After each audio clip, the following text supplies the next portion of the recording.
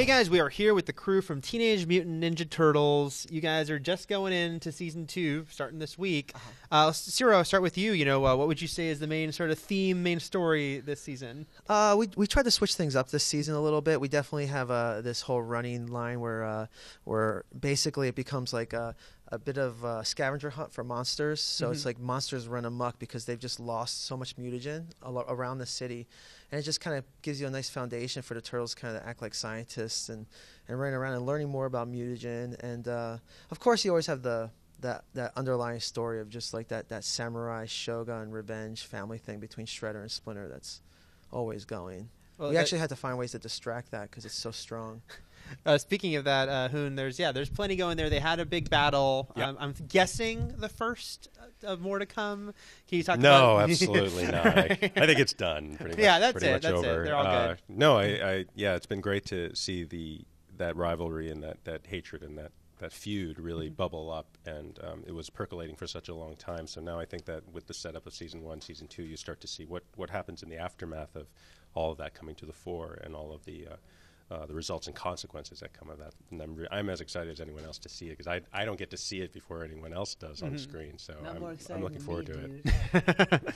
Well, speaking of that, he was talking. Ciro was saying that turtles are going to get their scientist hats on a little more. Yeah. Will that go for Michelangelo as well? He gets to get his intelligence on, and you'll see another side of Mikey. I mean, he consistently through the show, he's evolving and growing up a little bit. Right? Yeah, Mikey's fun because he has We started at the youngest place with him, so you probably will see an evolution in him more than the other guys in terms of his, I don't want to say his intelligence, but his maturity. And he can't get better looking, so he's already at the pinnacle there. There's no way. And he can't get better ninja skills, so it's just a matter of intelligence.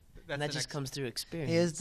He is the most enlightened of the gang. I will say that. We know a big, obviously, introduction this season is Casey Jones. Can you talk about bringing that character in and what that's going to sort of bring to the mix?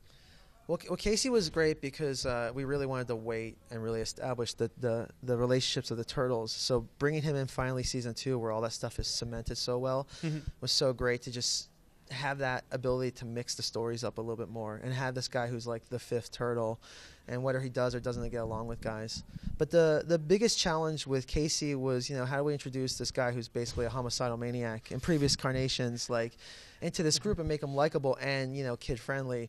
And so we really explore kind of the evolution of him as a character. And we take a few episodes, actually 3, to really get to the place where he becomes the Casey that we all are used to seeing, that was a lot of fun. I mean, he has a different relationship with every person on the team. So that is a good lead-in for what I was about to ask, which is obviously we know Casey sort of always has a strong Raphael dynamic, but can you talk about what does Splinter make of him?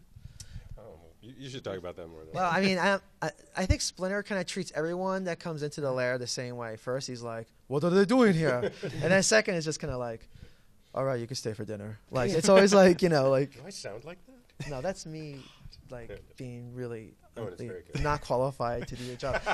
It's always funny to hear Ciro do all the like. He does the voices sometimes before we get to do them, like for an animatic if they fix lines or something. And it's always funny to hear Ciro do all the voices of all the turtles, Splinter, everybody. It's a little freaky.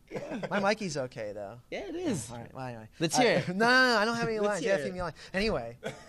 Well, what does Mikey make of Casey Jones? Well, Casey's.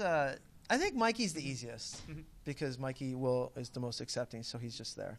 But the thing about Splinter that's really funny is that actually Casey's terrified of rats. We set that up. Right.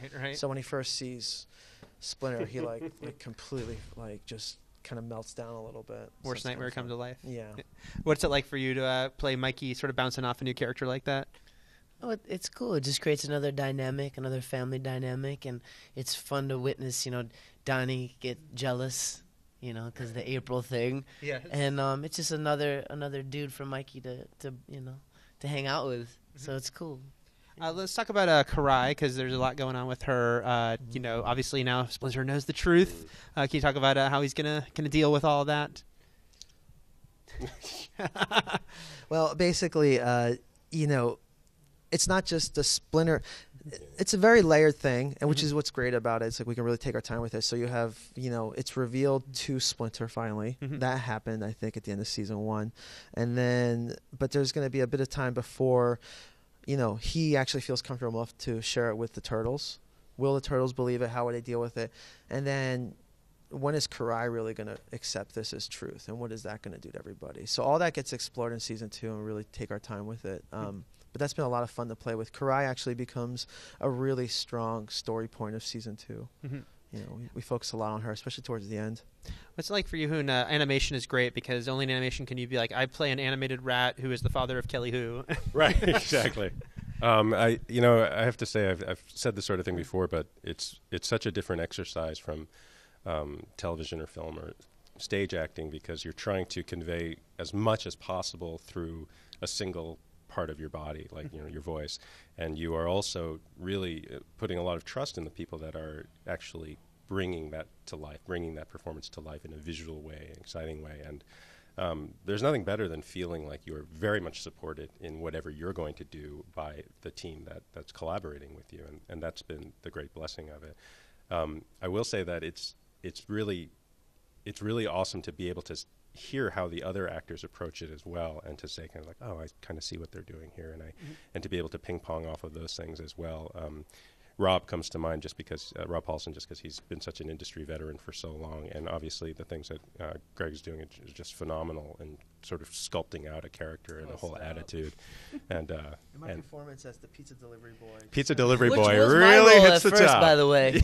Stole it from you. He did. I was pizza boy, but now Ciro's the delivery. Buy one, get one free. Yeah. Let's say it again. Buy one, get one free. See, look at that, huh? Acting. Well, lastly, guys, the show is going into season 2. When something new, Ninja Turtles launches a new version, all the fans are going to have their trepidation. Now the show's been so well received. You're picked up through season 3. Starting with you, Greg, what's it been like to sort of see the fan reaction over the past year? Oh, it's amazing to just see it snowball. I feel like finally we've hit that point where it's as big or bigger than the 80s series. And it's rad. People are so excited, and they love the show, and yeah, it's going to keep growing. Yeah. What about you, Ciro? Obviously you knew going in, like, okay, the fans need to be won over. Yeah, well, it was really weird because I worked on this in a very lonely bubble for such a long time, and then finally got a crew, and then that was then we learned to be lonely again. And then and then one day you go to Target, and there's a shopping cart in front of you in line with it's a Target plug. I need my check.